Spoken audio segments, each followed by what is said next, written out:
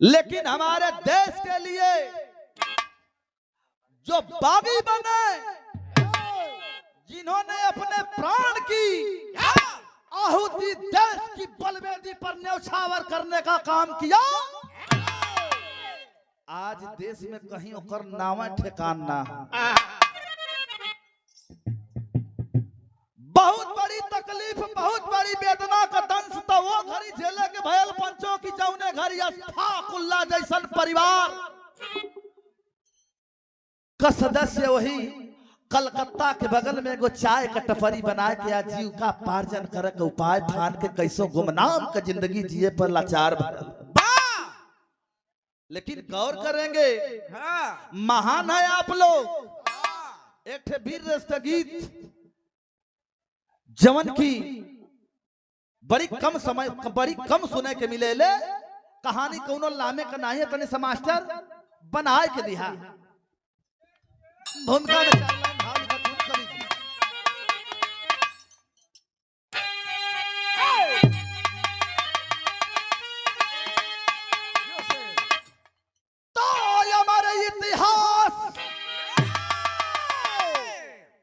अमर इतिहास, तो हमारा इतिहास सदियों से भारत का है। पर जान कितने गवाह कर गए, झूले हाँ बेशक वे फांसी का झूला, शौकत मगर वे गए, हस्तियां दुश्मनों की हिला करके छोड़े, भारत अपने बढ़ते कदम को न रुकने दिया। विंध्य की माटी का खाटी पहलवान वह, शेर पीरा नमस्तकी को झुकने दिया।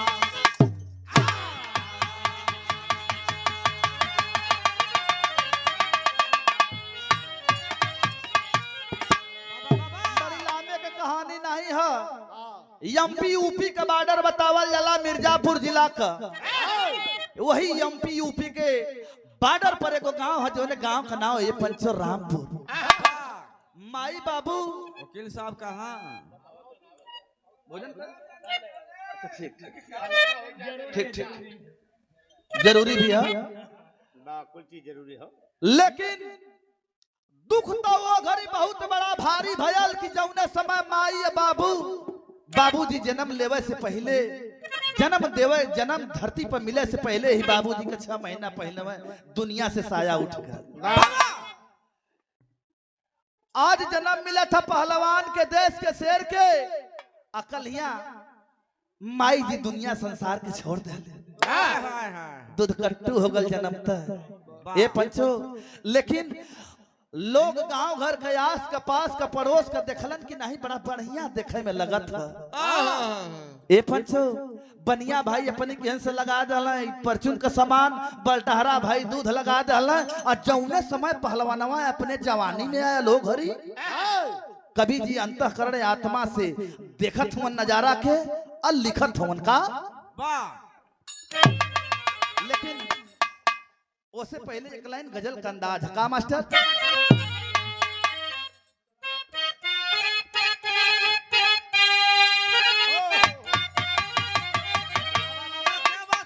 फिल्म का नाम उमराव जान।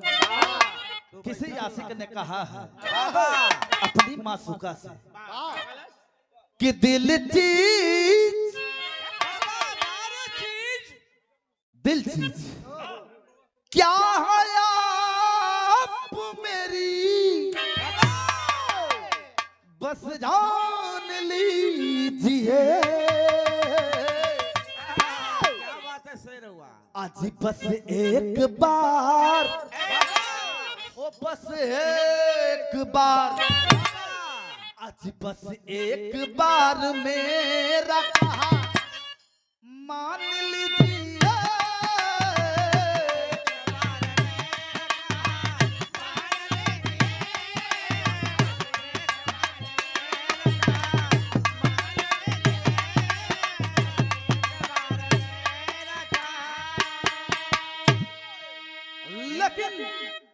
जौने समय पहलवानवा अपने एकदम जवानी में आल हो वो घड़ी कभी जी अंतःकरण आत्मा से देखत हुवन और कागज पर लिखत हुवन का कि काया में भीम चाहता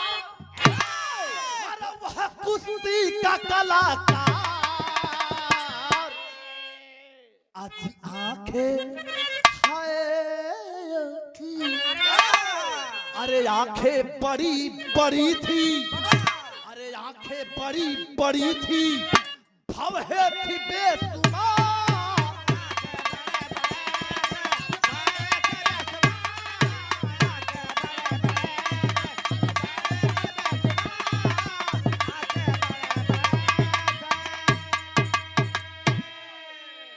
बिरहा जगत का दूगो नायाब हीरा बतावल गेलन बुल्लू गुरुजी और रामदेव गुरुजी गाँव लोगन तो एकदम आग बरसा लगे बिरहा में तो दो लाइन बुल्लू गुरुजी का जौहरी कैसे मास्टर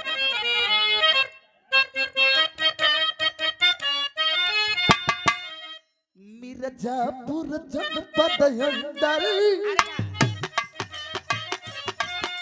एमपी से सटा इलाका धिया भीरों की बस्ती वही जन्मा लाल माता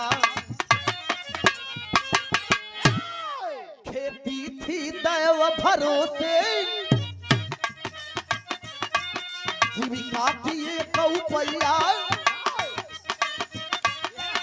पट्ठा बनाया पट्ठे को माता गौ मैया अब एजन रामदेव गुरु जी क्या हुआ कि भल कैसे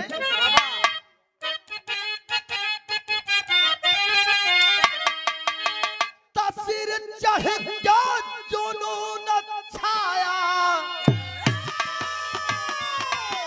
उसी का बना दीवाना सुन जाता जहां भी दंगल निश्चित था उसका जाना झारखंड आसनसोल से कलरी में हुआ बुलावा स्वागत में भीड़ जुटी थी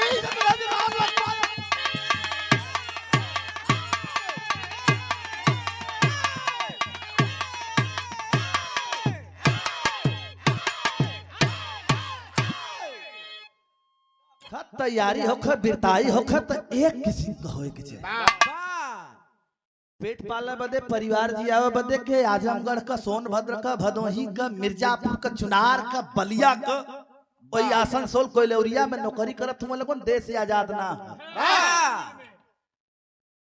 ए पंचो इतने में नाग पंचमी का त्योहार नियर आ गल पंचम जी हवन मंडल जी हवन गोप जी हवन कुल बिरादरी एक है यादव वाली बाबा बोलौलन पजरे मंडल जी गोप जी के कहलन की मर्दे असवा खड़ावा ना जगावल जाई नाग पंचमी का त्योहार पजरे है मंडल जी कहे कि हमारे घरवा के बगलिया में एगो लड़का बड़ा बढ़िया लड़त है कहता मर्दवा बढ़िया काम में देरी कहे के जल्दी बोलावा ए पंचो जाए के बुलाए के लेके अइला आप नाग पंचमी के दिने लड़ल कुश्ती हमारे देश के शेर वही धर्मतल्ला में कलकत्ता के धरती पर परल गरे में माला छाती एकदम छाता भइल है इतने में घटना एगो बड़ा बड़ियार घटना इतने में अंग्रेजों का अधिकारी जनरल डायर अपने 7-8 सिपाहियों के साथ बग्गी पर टहरा था देखा था तो कहता वो लड़ी बस व्हाट इज योर वर्क यानी यहाँ क्या हो रहा है तो कुछ लोग वो कहलन कि हिंदुस्तान की ऐसा विधा है कि अम्मन जे पटकाला वहू के इनाम मिलला जे पटकाला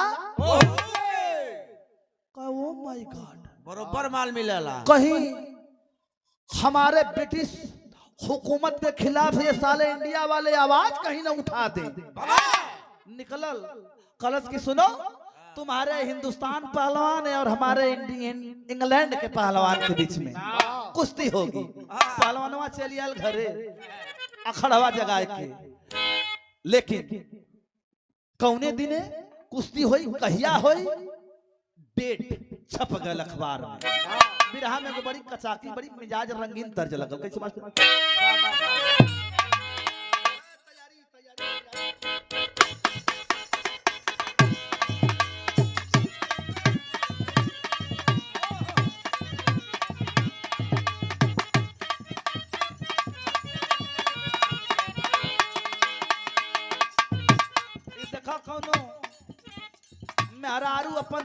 आवत है मरद परदेश बार बहुत है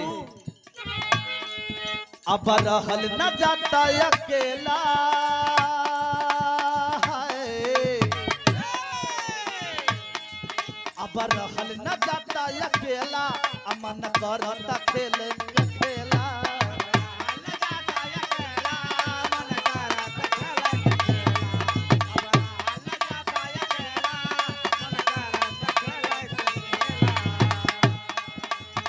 हरे से जिया पखूबे हाय हाय हरे से जिया पखूबे रगराई खो जाता हाय हाय से जिया पखूबे रगराई खो जाता। करवाया जाए पलमुआ तेहरा जाई खो जाता। करवा आ जाए पलमुआ तेहरा जाई खो जाता।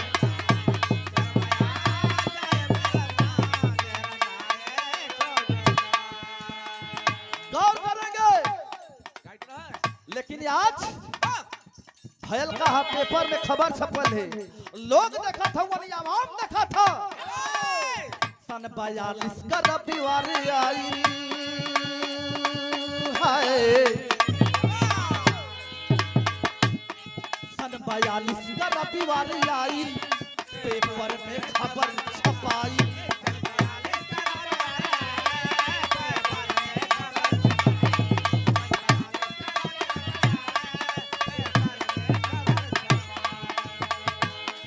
धर्मतल्ला में होई दंगल धर्मतल्ला में होई दंगल गोरवन के चुनौती सुनाई।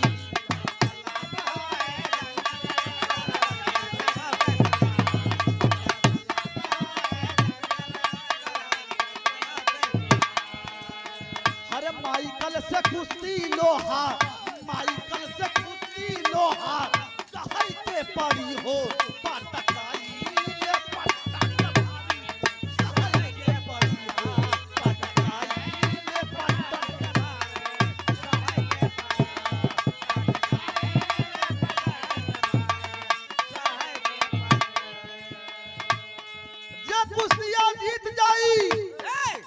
तो बहुत बढ़िया से नवाजल जाई लेकिन जे अगर पटकाल गयल तो बहुत भारी मुसीबत का सामना भी करे के पड़ी।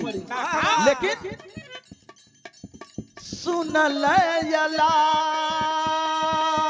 जब सुनल यला जब अरे जवान भोजपुरिया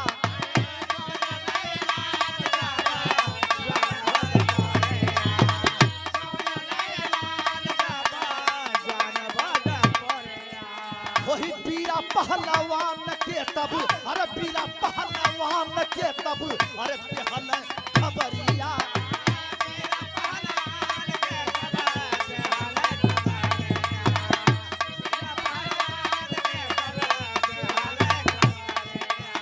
अरे चला माइकल के बलिका मन था अरे माइकल के बलिका मन था महल के पड़ी हो पटकाई ने पट भारी।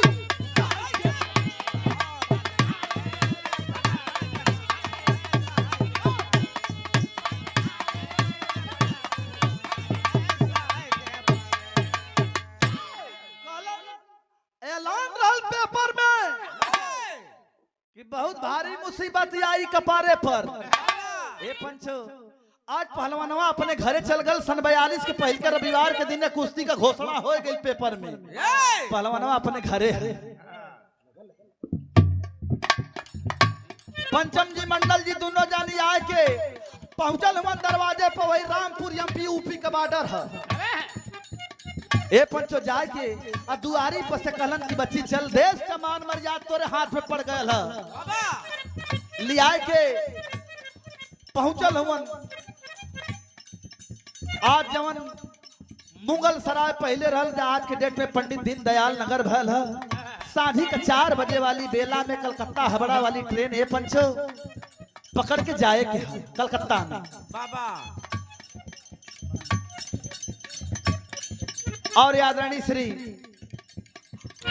रामधनी यादव खड़गपुर के ऐतिहासिक धरती।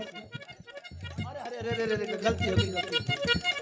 बाबू श्री अभिभावक, गार्जियन, हम लोगों के चहेता और एक प्यार आप लोगों के द्वारा मिलता है बाबू श्री धर्मराज यादव जी खड़गपुर के ऐतिहासिक धरती से। यह प्यार भरा हार प्यार दुलार के साथ में यह 501 रुपए का आशीर्वाद देकर के आपके द्वारा हौसला अफजाई किया गया, मान बढ़ाया गया। आपके श्री चरण में कोट कोट प्रणाम पर लगी उपस्थित सब भैया बाबू लोगों के था नमस्कार प्रणाम पर लगी पहुंचे हमारे संधिया के 4 बजे वाली कलकत्ता हावड़ा वाली ट्रेन है, लेकिन बिरहा में ऐसा धोन लगल दादा अपने पतों का विदाई कराए के चलल हूँ। यह जेठ बैसाख वाली दोपहरिया है, ये पंचो छन्न छन्न गोड़ जरत दुल्हनिया झंखत कहत है कि ये राजा जी हो, कहत है कि अगर मुँह फुकौना रहत बुढ़वा के पाले ना परौले रहत तो आज हमारी गति ना रहत, चप्पल का धग्गी टूट गई है। कहत कि जेठ की दोपहरी घनी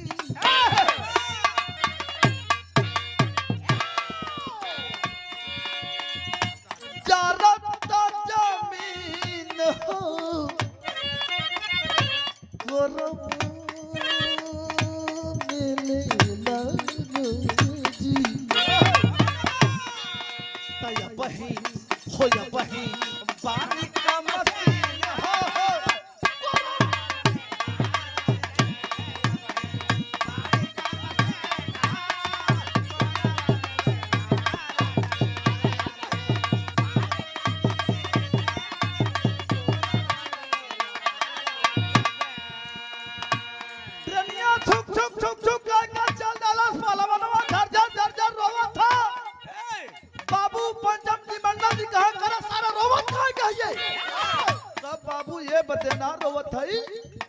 कि हमार जो लड़कवा इंटर में पढ़ा था ओकर पढ़ैया बिगड़ जाई बाबू, हमार दुल्हनिया का मांग का सिंदूर धोवा जाई बाबू, गैयावा हमार बेसहारा हो जाई, कैसे परिवार जी ही करे बदे ना रोवत हई। कहा कि तब काहे बदे रोवत हई? कहा था कि का जानी तो न लोगन के आशा उम्मीद पर हम खरा उतरली के ना। एक बात कहत का कहा कि बांधली पगरिया अरे मथवा पत्ताज हो धरतिया कला टूट पाए पैरी पर छपता जब बात हो धरतिया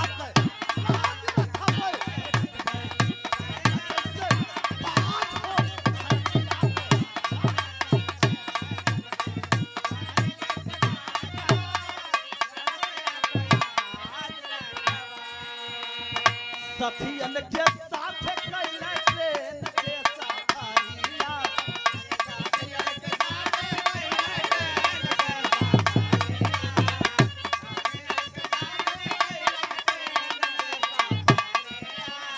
अरे खुदल अखाड़ा हाय हाय अरे खुदल अखाड़ा हवा लोगन के भिया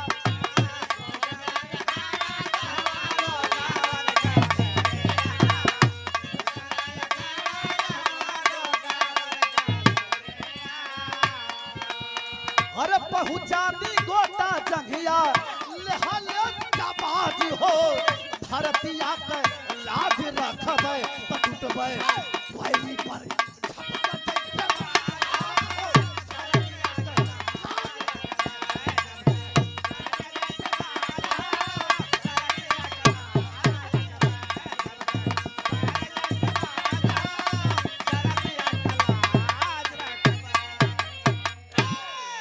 पहुंच गए अपने नियत समय पर। सांझी का 4 बजे वो मैदान में धर्मतल्ला वाले मैदान में घोषणा कैल है कि शाम 4 बजे के बेला में कुश्ती इंडिया और इंग्लैंड के बीच में होगी। अपने नियत टाइम पर पहुंचल, पूरा उद्घोष मचल कि बीरा पहलवान आ गई ना, बीरा पहलवान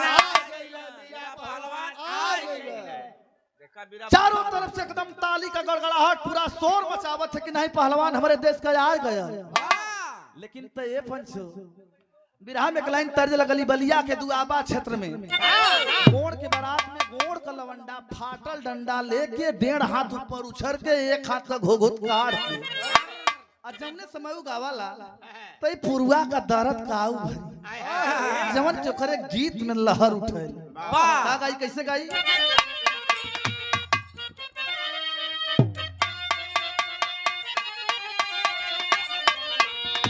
आकी पुरुबा की देसावा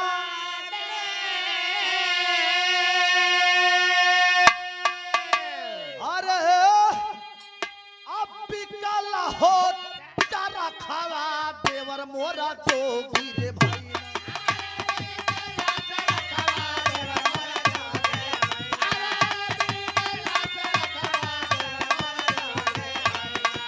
चरखा हो मंगाईदा चरखा हो मंगाईदा लहरे तारा देवर मोरा जोगी चरखा हो मंगाईदा लहरे तारा देवर मोरा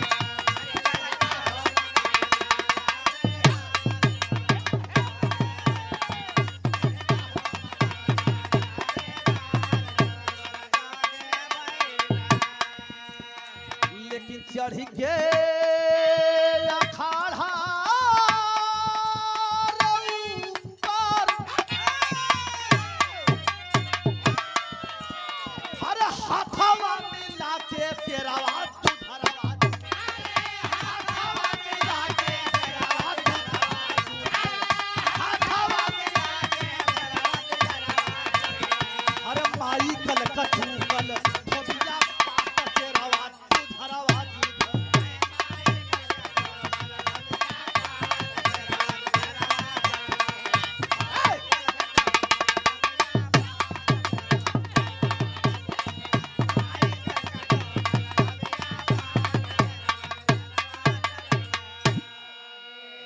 काट कदम लगल है पूरा ए पंचो पूरा जोश में ताव में हमारे देश का शेर जो वहीं भर के बाकुड़ी मारत है एकदम काला पछाड़ तले हर से धोबिया पार एकदम दाव पदाव काट पकाट कदम लगल है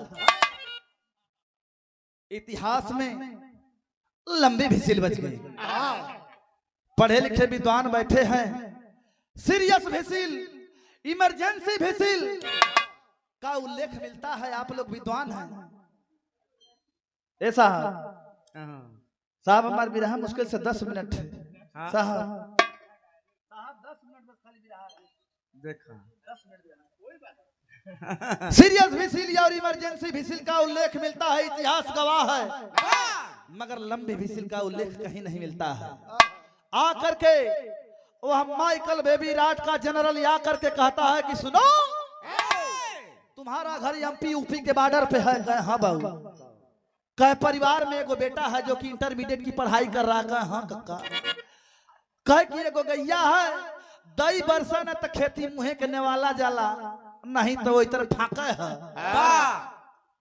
मान जाओ कहना कुश्ती को खा जाओ खूबसूरत हुस्न की मलिका से शादी करा देंगे इंग्लैंड में घर बनवा दिया जाएगा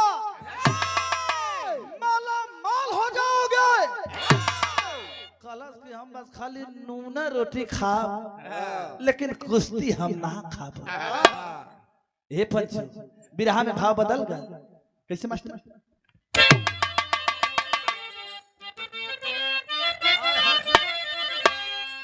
अरे मोरे राम कोई का ओ के मारी दुनिया में अरे कोई का ओ के मारी हो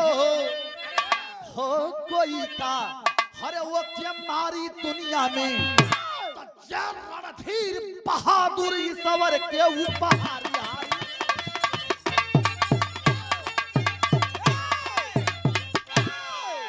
चढ़ के जमने समय लगल चापा हमारे देश का शेर लगल हल हल खून फेंक घेरवा लेता है माइकल बेबी राट वो हम माइकल कुश्ती लड़ते लड़ते जमने समय हमारे देश का शेर बीरा पहलवान लगल चापा हल हल खून माइकल फेंका था और माइकल बेबी राट कहा कि मान जाओ लड़का है, खुदा के लिए रहम करो, छोड़ दो।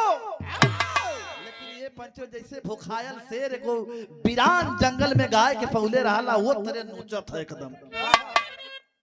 लेकिन इतना में आरी आरी है ललकी पगड़ी लगल वही खड़ा के अगल बगल में लड़ाए पूरा घेर लला से खड़ा कि इंडिया के लोगन के हटाए के और बीरा पहलवान का हाथ ऊपर करवाए देवल गया। बीरा पहलवान का का अब फिक्र मेरी मत करना मित्रों, अब फिक्र मेरी मत करना मित्रों, सम्मान तुम्हारा ऊंचा है, ये धरती भी जयकार करे, जय कहती गलियां कूचा। मैं मर जाऊं तो जश्न मनाना, मैं मर जाऊं तो जश्न मनाना, ये खुशी जिंदगी भर की है, इस मुल्क के खातिर शीश कटाना आदत हर घर घर की है।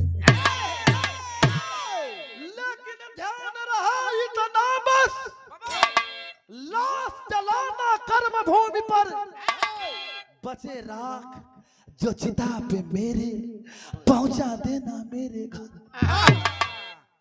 अंग्रेज के गिरफ्त में आई, अंग्रेजन के गिरफ्तारी में आई, कुछ भी हो सकला हमारे देश के लोग, हमारे साथी, हमारे परिवार, लेकिन ई काम हमारे संगे होए के चाहिए। लोग सांत्वना धरात हो कि नहीं मर्दवा ऐसा कैसे होई। इतना में आल माइकल बेबीराट और कहता है कि सुनो, इस पहलवान का स्वागत और सम्मान आज के 3 रोज बाद गर्मजोशी के साथ में किया जाएगा। तीसर का दिन भयल है, लोग पहुंचल हुआ कथुन कि हमारे देश के पहलवान का सम्मान होए के चाहिए, स्वागत होए के चाहिए।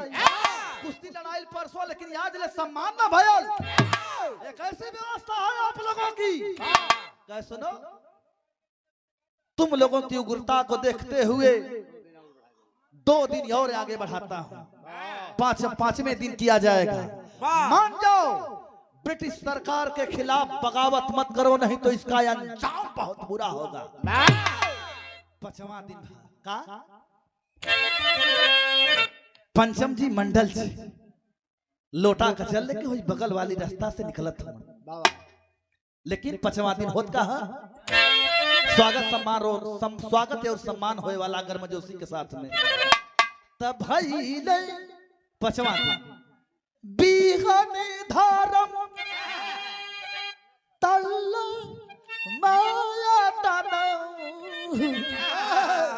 भीड़ जो टिकारगु गुड़ा गाना हमारे मितावा। लोग जुटल हुन, परिवार जुटल है, संसार जुटल है, हमारे आवाम जुटल है, देशवा का मान बढ़ी, हमारे हिंद के सम्मान बढ़ी, पूरा सरकार पाई है पहलवान रुपया मिली, पैसा मिली, पहलवानवा का गरीबी दूर हो जाए, लोग सोचत हुन। लेकिन तयासा पानी फिरली सही के गलानी मिलल, बोली पड़ा राड तलख जुबान हमारी मितावा। कहा कि देखा नहीं पैबा अब यही आखी के समनवा हो, तोहर कैसन हुआ बीरा पहलवानवा मितावा। मान जाओ, बगावत मत करो, नहीं तो इसका अंजाम बहुत बुरा होगा। 5वां दिन बीत गया, 6वां दिन आज है, और लोग चलिए हताश होके, निराश होके कि ना कुछ करी ब्रिटिश सरकार हम लोगों के सम्मान के प्रति। 5वां दिन 6वां दिन सवेरवा के टाइमिया में टाइम है, और नित्य कर्म बदे के 4 बजे के बेला में हुई, अखड़वा के बगल वाली रास्ता से निकल हो, बिरहा में दर्ज लग गए। ये हमारे पूर्वज लोग गाँव है, कैसे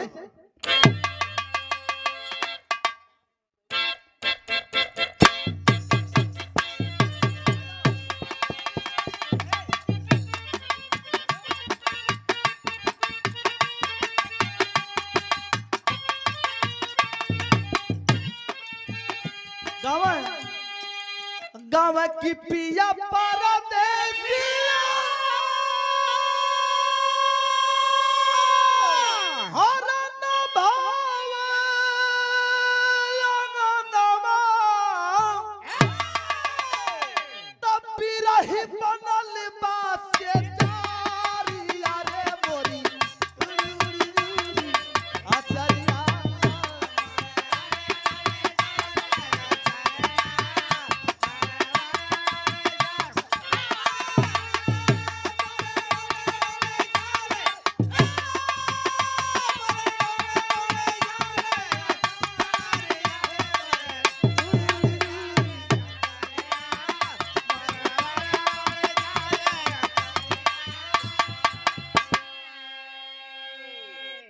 लेकिन भयल का छठवां दिन है और आदरणीय हम लोगों के गार्जियन अभिभावक का रोल इस जीवन में अदा करने वाले आप महान न्याय प्रिय के देवता आप श्री प्रदीप यादव एडवोकेट साहब के द्वारा यह शानदार यह रुपया नहीं हम लोगों के लिए बहुत बड़ा आशीर्वाद है। बस खाली आशीर्वाद का दरकार है आप लोगों को। प्रधान जी बड़ी भयंकर बाढ़ हम आने के आई ले ए प्रधान जी हो बड़ी बरियार बाढ़ आई ले सो हमन की ओर पुल बह गयल है कुछ हो ना चल ना लेकिन भयल का भाव स्थल पे गौर करेंगे आप लोग किरतिया बितल हर बिहान हल्ला सुनाइल तही आखाड़ के ऊपर मासिया हो काटल पोटी पोटी में मसिया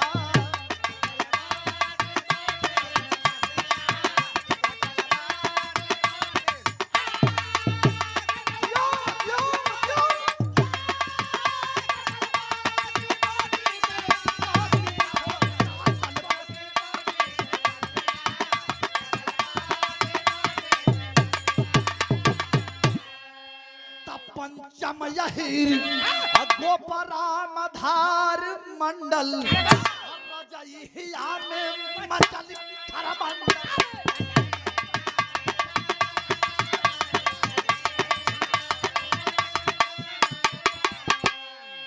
तलसिया जलाए हरहु गुलित दवा बजाई कलसा में भरल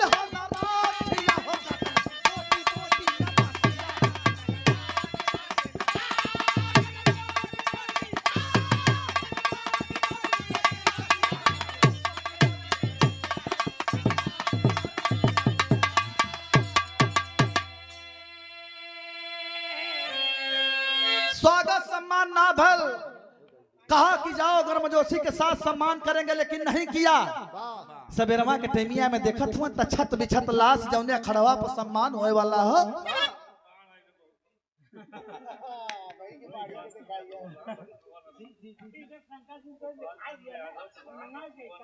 और भटपुरवा नरौर के धरती से आदरणीय बाबू श्री गोपाल चंद सॉरी गलती होगी गोपाल चंद प्रधान महोदय जी के द्वारा यह शानदार 501 रुपए का आशीर्वाद दिया गया आप महोदय के द्वारा बहुत बड़ा आपका आशीर्वाद है प्यार है और परिवार के सभी सदस्य के था नमस्कार प्रणाम पर लगी पहुंचे उपस्थित सब भैया बाबू लोगों के एक स्वर से नमस्कार प्रणाम पर लगी है इनके बाढ़ बदे रख लेते और बलुआ यहीर मठिया के हमान के धरती से देखिए है कलुआ यहीर मठिया के धरती से ऑनलाइन पेमेंट 251 रुपए का पुरस्कार प्रदान किया गया हमारे भाई के द्वारा बहुत बड़ा प्यार मिलता है और पुरस्कार मिलता है। अभी 2 दिन पहले रजनीगंधा जी के संगे रहा कलिए ना रतिया में कलिया रतिया में और 5 तारीख के फिर वही गांव में लोग रखले हुए बहुत बड़ा प्यार आशीर्वाद दुलार है ना लोगों का हमारे प्रति लेकिन आप लोगों महान हुआ भगवान हुआ हमारे बदे के छत बिछत लाश होइया खड़ावा पे जौने पर सम्मान होए वाला है लगला पंचम जी है गमछवा अपन लुंगिया छोड़ के फेंक के फैला के और लसिया के बटोर बटोर के गठियावत हुआ गमछवा में झरझर झरझर रोवत हुआ कौन जवाब दे दुल्हनिया तो मन मना ले लेकिन ये भाई जवान जट्ठा बेटवा हो का कहे कि हम जाए के करे दुआरी पर लेकिन ये पंचो लसिया बटोर के और बढ़िया से गठिया के ले जाए के हुगली तट पर जलाए के झरझर झरझर रोवत हुवन आव नताव देखत हुए और वह कलसा में राख लेके जाए के फिर वही रामपुर में पहुंचल हुवन सिकरी खटखटावत हुवन दुल्हनिया सुल्लस की नैया कोई सिकरी खटखटावत है आई दिखाया तब में लिहाज में पल्लू में जाए के सिकरी दरवाजा जब खोलस दो जानी के देखत है कहते कि ना कहिया ले इतना बात सुन के पंचम जी के जनाल के करेजा एकदम निकल गए पंचो झरझर झरझर लगल रोवा लख गईल कि नहीं हमार सिंदूर सुहाग देश के बलवेदी पर शहीद हो गया। लेकिन लड़का निकला घर में से वो कलसा देखा था अकरत कहा बिरहा में एक लाइन तर्ज लगल के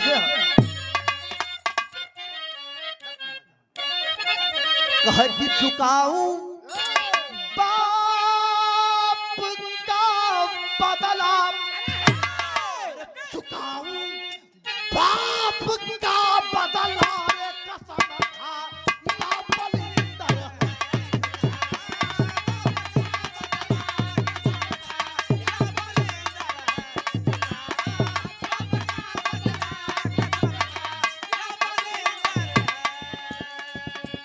चुकाऊं बाप का बदला, कसम खा या बलिंदर है, कसम खा या बलिंदर है रे, कसम खा या बलिंदर है। दुल्हन है मौत पीरों की, दुल्हन है मौत पीरों की, एक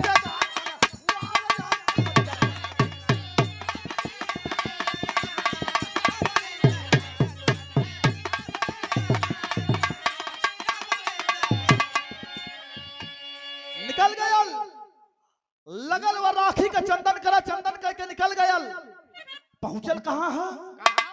एक स्थान है जहां की टिमटिमात लोहे क्रांतिकारियन के सजग करत थे, सचेत करत थे और देश के हित में, देश के क्रांति बदे प्रेरणा भी देते। कहां पहुंचल है? भाव बदल गयल, कहां पहुंचल हमारे देश के शेर? एक स्थान है। अरे तो भैलम अजी भैलम सुभाष बाबू का लानावा संगठनवा के, भैलम सुभाष बाबू का लानावा संगठनवा के, क्रांति दल में शामिल भयल जवानवा संगठनवा।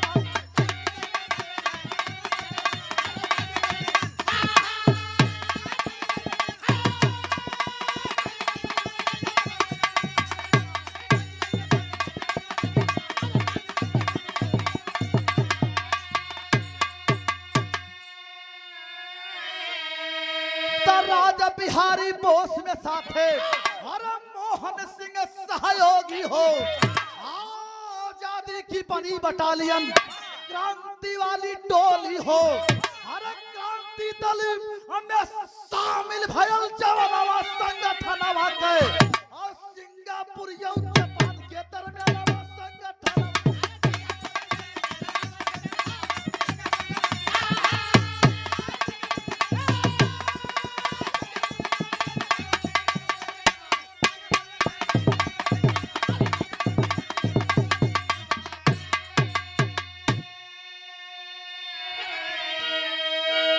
आजाद हिंद फौज की एक नींव पड़ी थी जिसके संस्थापक नेताजी, आदरणीय नेताजी बाबू सुभाष चंद्र बोस और राज बिहारी बोस के देखरेख में, संरक्षण में वह संस्था चल रही थी। जाए कि वही संस्था में लगल शिक्षण प्रशिक्षण लेवल। कुछ दिन के बाद जब तैयार हो गए 8-9 महीना 10 महीना में, तब एकदम बारूद बन के निकल। लेकिन एक बात बता देवल चाहत है श्रोता साथी आप लोगों के कि हमारे देश के क्रांतिकारियन के, जवानन के, नौजवानन के, पहलवानन के अंग्रेज सब पकड़त एगो स्थान बनौले रहल। अल्ले जाए के वजना रख दे, जलवायु प्रकृति से थोड़ा सा भिन्न रहल, शरीर काला पड़ जाए, अब बिना मरले धीरे धीरे हमारे देश का क्रांतिकारी बागी अपने प्राण के त्याग दे। वो स्थान कहाँ रहल? भावला बदल गल मास्टर।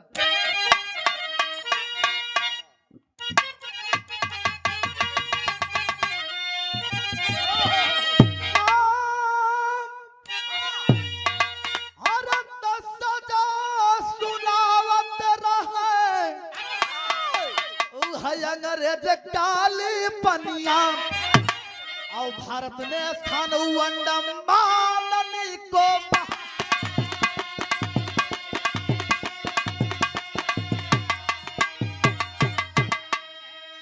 भारत वही हमला कैलस सुभाष वाली टोलिया और भैला अंग्रेज सब वही से भरा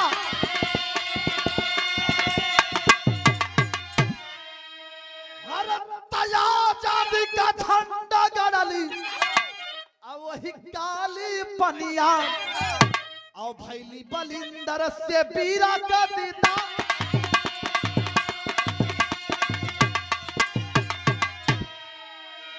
चार बजे के बेला में तर तर तर तर एकदम हमारे देश के नौजवान का एकदम हथियार पूरा आग उगलत है।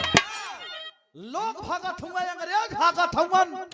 इतने में एगो स्थान हमारे देश के क्रांतिकारी देखलस कि एक जर्जर शरीर के बुढ़ा बड़े बड़े बार बढ़ल है, पकल पकल दाढ़ी है, मोछ है, बार खूब बड़ा बड़ा है और एकदम बस खाली हाड़े है शरीर में। लेकिन 525 527 535 कैले है।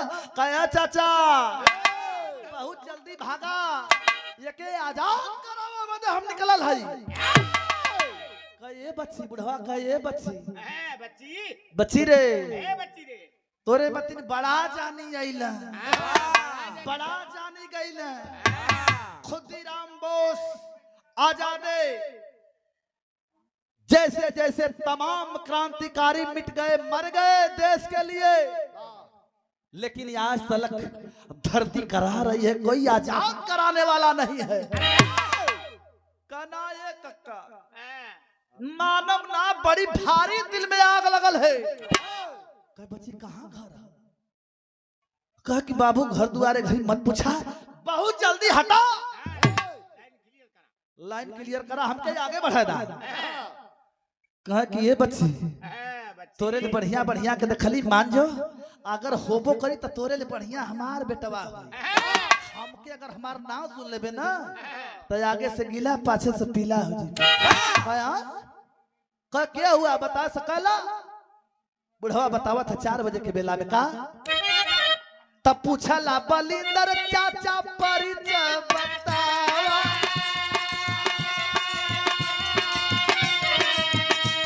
कहा कवन के सिया में हो गया इला गिरफ्तार।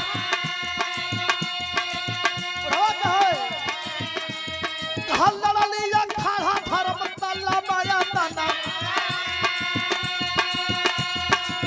ये बेटा लड़ली अखाड़ा धर्म तल्ला माया तना। और धोखा कैले संगवई में पापी बता का। नजर बंद हमारी हम लेके आइले, अरे जान सहित मारा चला चला बिचा। हर लेकिन ये के सर तला खींचिया, हर लेकिन ये के सर तला खींचिया जाई। हमारे पहलवान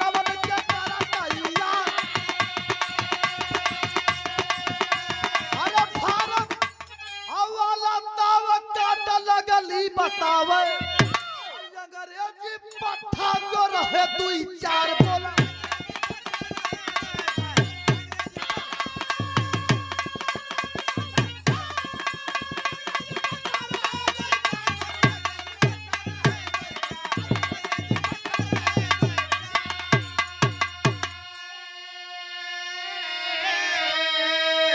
कहे बच्ची हमारा नाव बीरा है, धर्मतल्ला के मैदान में हमारी कुश्ती मरले रहली, कोई इंडिया का ना जाए वाला रहल।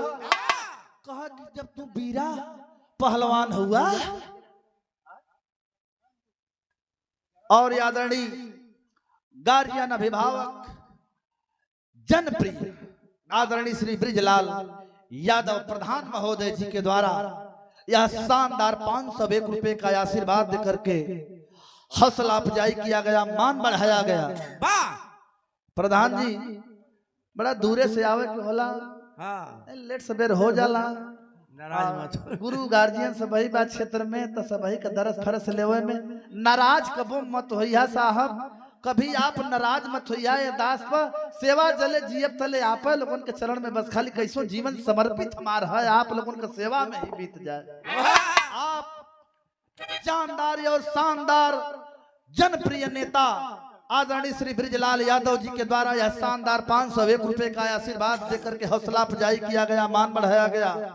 श्री चरण में कोट कोट प्रणाम पर लगी उपस्थित सब भैया बाबू लोगों के एक स्वर से नमस्कार प्रणाम पर लगी बा। कहा कि हम ही बीरा है बच्ची, कह बीरा कह रे काहे के इतना लगले चिउका, कहा कि चिउका ते बदे के हई कि जब बीरा पहलवान का सन 42 के पहल के रविवार के दिन कुश्ती लड़ल है, वो दिन से पता है पता लापता कुल है। कहत हुआ कि हम बीरा है, लगल बुढ़वा बतावे कहे कि है तो बहुत बड़ी साजिश है बच्ची, हमारा नाम देके और कत्ल किसी दूसरे का कर दिया। अरे वाह! कह के रहल कहाँ कर रहल? बीरा पहलवान कहा कि अपनो कुछ खानदान परिवार का नाम बताइबे। हमसे तो कुल जान गईले। कहा कि हम बीरा पहलवान के वह लड़का है। चंदन कहा कि तू बीरा पहलवान का लड़का है तो तोर नाम बलिंदर है। कहा हाँ। तोरे माई का नाम प्रभवतिया है। अब देखा जल चच्चा कहत रहा एकदम सकपका था, एकदम एड़ी ऊंच करत था। कह करे लड़की गईवा है कि मर गई?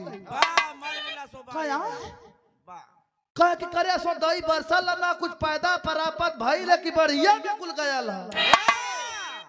कह नहीं, अब लगत है कि तू सही बतावत हुआ, लेकिन हमारे जीव के संतोष ना है। तू अखड़वा पर लाश के कर काटल हल के रहल जब तू बीरा पहलवान अपने आप के साबित करत हुआ था। 4 बजे के बेला में वो बुढ़वा बतावत था कि वो रहल के ते काटल गया। वाह, लास्ट पॉइंट हमारे बिरहा का कहा।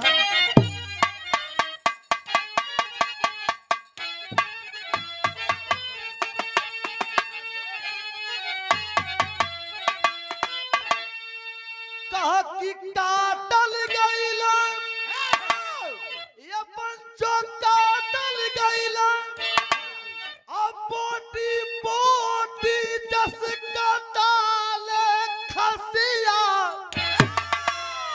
होहिया खड़वा पप्पे गला लोधी का लतिया।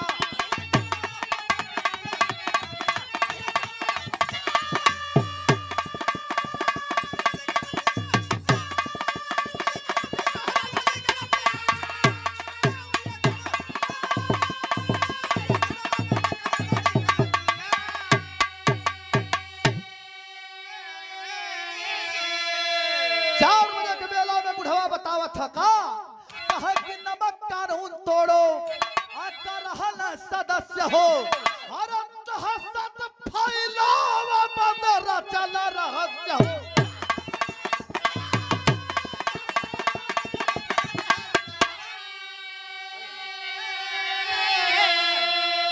बुढ़वा कहा कि जौने समय गांधी जी दांडी यात्रा का शुभ आरंभ कैले रहलन, वो घड़ी बस खाली अपन नाम देले रहलन, पूरा संरक्षण लोधी जी का रहल। अपन नाम देके और पूरा कमान लोधी जी के हाथे में कैले रहलन। नाम हमार देवल गल अखड़वा पर अल्लाह लोधी का रहल। कहे कि नमक कानून तोड़ो आकर रहल सदस्य हो, तो हसत फैलाव बदर चल रहस्य हो। नमक की खेती करता गुजरात बसिया वही खड़ावा पप्पे गला लोधी गला।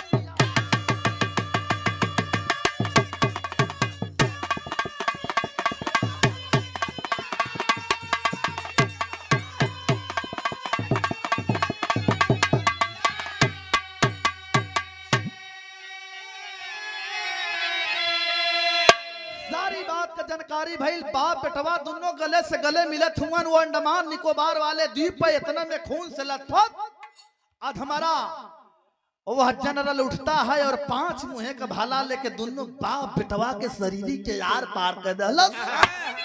हमेशा हमेशा के लिए अपना नाम उस अंडमान और निकोबार के द्वीप पर स्वर्ण अक्षरों में अंकित करके ऐसे ऐसे हमारे देश के वीर सपूत शहीद होने का काम किया। ऐसे ऐसे तमाम उल्लेख हैं, नाम है जिनका कि इतिहास में उल्लेख है कौनो ना है। तो ऐसे ऐसे हमारे वीर रहे, उनको सच्ची श्रद्धांजलि हमारे गीत के माध्यम से।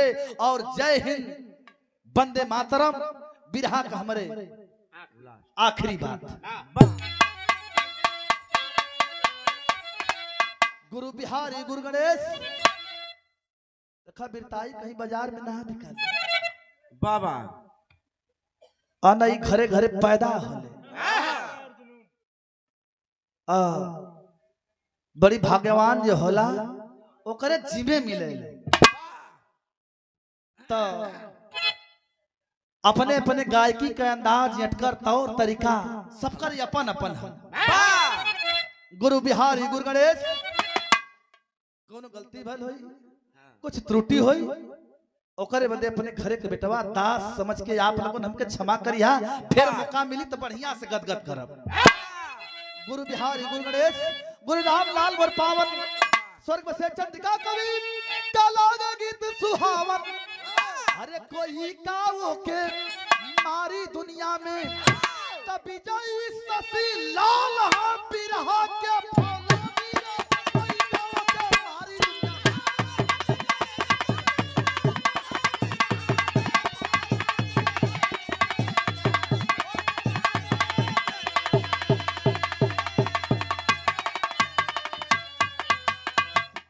बहुत बहुत धन्यवाद।